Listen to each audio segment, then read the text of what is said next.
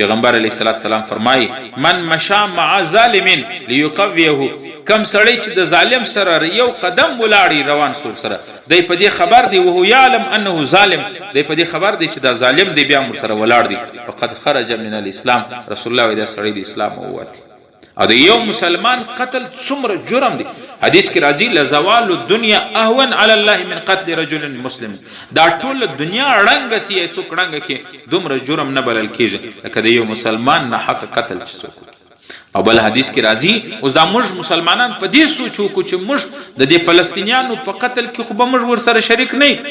حدیث کې راځي نبی علیہ السلام فرمایي من اعان علی قتل مؤمن شطر کلمه، څوک چې د یو مسلمان په قتل باندې یو کلمه کومک ورسره وکړي لقي الله مکتوب بین عینیه آئس من رحمت الله، په میدان محشر به د الله په حضور کې داسې را پورته کیږي چې په تندي وی لیکلي آئس من رحمت الله، دا سړی د الله د رحمت نه امید. نن موږ ګورو عام مسلمانان په خبرتیا نه خبرتیا کې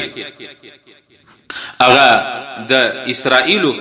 کومک و مدد کو، د ظالم ظلم معاونت کو. دا چاته نه د معلومه چې اسرائیل د ظالمانو سرغنه دی، د جابرانو بدماشانو سرغنه دی، د فلسطین باندې څومره د ظلم بازار ګرم کړي. دا خلک اقوام متحده ته زه دې ته نه پوهېږم چې اسرائیل د اقوام متحده د ټولې دنیا قوانین مات کړل، موږ مسلمانان ورته ناست نه اقوام متحده قانون دی موږ هغه نسو ماتولی چې هغې مات کړي ته اسلام مسلمان نسي ماتولی. یو او د اقوام متحده هغه دا اقرار وکړي چې دا جنگ موږ نسو بندولی، دوه درې واره وویل چې د اسرائیلو جنگ موږ نسو بندولی. دا څومره منافقت دی، څومره دوغلاپن دی، دا څومره دوکه ده چې اقوام متحده کې د پولیو د ورکولو د پولیو څاڅکو دپاره 3 ورځې اقوام متحده په اسرائیلو بمباري او جنگ بند کړي. بیا ورلو د فلسطین مظلوم مسلمانان چې هغو ته د څښنګ اوبه نه وې، هغو ته خوراک نه و، پولیو او د پولیو څاڅکې 3 ورځې جنگ بند کړي، پولیو ورکړي. زه دې ته نه پوهېږم چې د پولیو د مسلمانانو دپاره ولې دوی دومره لازمي بولي. زموږ په دې ملک کې یو بازار ګرم کړی دی، یو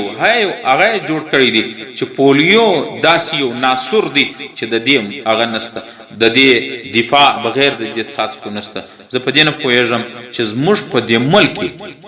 تاسو وینئ رجسټر د زړه مریضان 4 لکه څه زیات د زړه مریضان،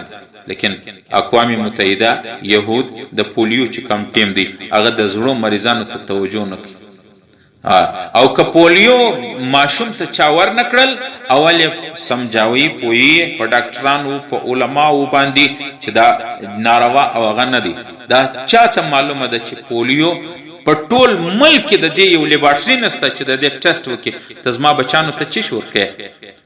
دا څوک جرأت نسی کولای، یو ډاکټر دا جرأت نسی کولای چې د پولیو په خلاف خبر وکړي چې پولیو دا مضر دی یا د دې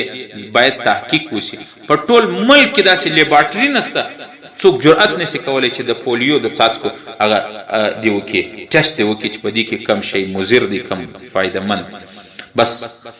زموږ په ملک کې او که پولیو دی نه کور بیا اول خو دې سمجاوي، بیا که نه وکول پولیس ته راځي، که په هغه هم نسوي پاړ بیا ګیس میټر د سوړي، بجلی میټر د سوړي، ایس ایچ او هغه راځي، تانیدار راځي، تانې له دې بیایي ته ولې خپلو بچانو ته پولیو نه ورکوې. اوس د پولیو ریاکشن چیش دی، رد عمل یې چیش دی، د ماشوم شکر رسي. بس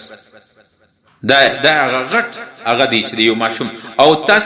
تاسو معلوم دی چې زموږ په پاکستان کې دا 100 کاله کېږي د پولیو په ټول ملک کې 28 کیسونه دي. دا اول ورځ د جیو خبرونو کې دا ویل چې 28 کیسونه دي، په بلوچستان کې 14 کیسونه دي، دا اوس په ژوب کې یو کیس د دوی په خوله باندې ښکاره سوی. په ټول ملک کې 28 کیسونه دي، ټول ملک په سر اخیستې دي، او په ټول ملک کې 4 لکه د زړو مریضان دي. هیڅ مسله نه ده. اوس دوی دا وایي یورپ چې دا د پولیو بیماری د پاکستان یا د مسلمان ملکو سره موږ له راځي. اوله خبره خدا ده چې دوی ماشومانو نارینه زنان الکان جنو ټولو ته دا ورکوي. دا زموږ د ملک ټوله انسانان یورپ ته سفر کوي. اچھا دویم دا که بالفرض سفر کوي پولیو منتقل کیږي په تش بول کې، نو که کم خلک ستا ملک ته یورپ ته سفر کی په جهاز کې په میدان هوایی په ایرپورټ باندې